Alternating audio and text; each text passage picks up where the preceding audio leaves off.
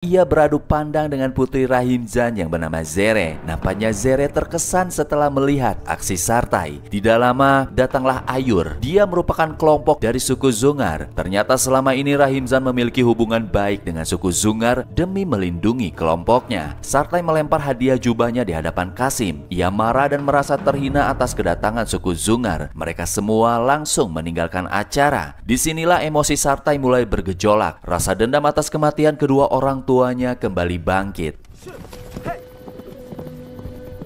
Ternyata sepulang dari perayaan tahun baru, Taimas berterus terang di hadapan Korlan bahwa ia dan Sartai secara diam-diam telah membunuh 2 orang dari suku Zungar di area padang rumput. Mereka telah memutuskan akan melakukan aksi balas dendam tanpa sepengetahuan Paman Nazar. Dijalankanlah misi pertama memburu para Zungar.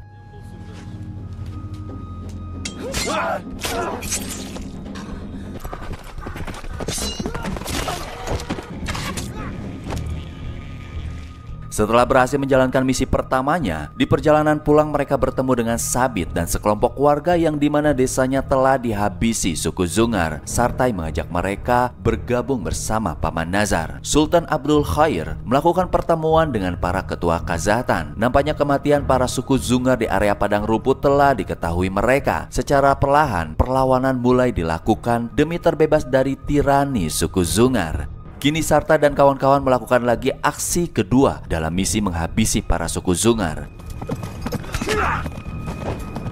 Kali ini Sabit dimasukkan ke dalam anggota baru mereka. Setelah berhasil dihabisi, mereka mencuri kuda-kudanya dibawa menuju tebing demi menghilangkan jejak.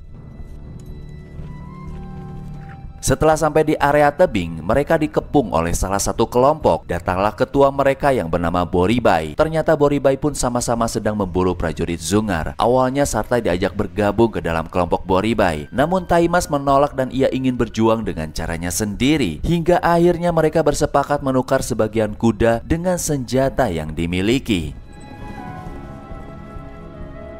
Pulang ke dalam markas, datanglah Paman Nazar. Di sana ia sudah menaruh curiga bahwa Sartai dan yang lain telah mencuri kuda tersebut dari prajurit Zungar. Namun ia memilih tetap tenang dan tidak banyak bertanya. Di malam hari, mereka membicarakan Rahimzan yang telah bersekutu dengan suku Zungar. Esoknya mereka iseng datang ke kediaman Rahimzan hanya sekedar ingin mempertemukan lagi Sartai dengan Zere. Mereka disambut baik dan dijamu makanan.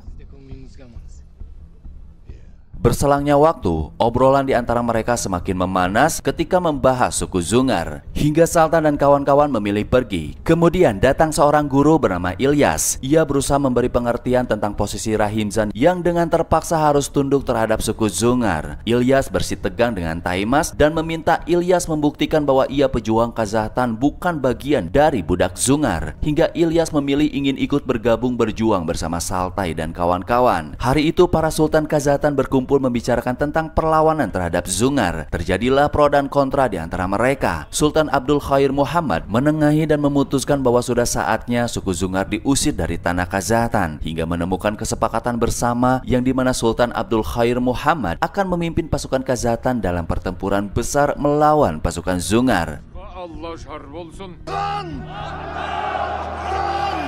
Sartai dan kawan-kawan berencana akan menyerang benteng Azhar yang dijadikan area markas pasukan Zungar. Ilyas memberitahu bahwa tidak mudah masuk ke dalam benteng. Mereka harus pergi terlebih dahulu ke Sanggal Bazar untuk melihat situasi dan kondisi sebelum penyerangan. Tidak mau buang waktu, mereka pun langsung pergi ke Sanggal Bazar.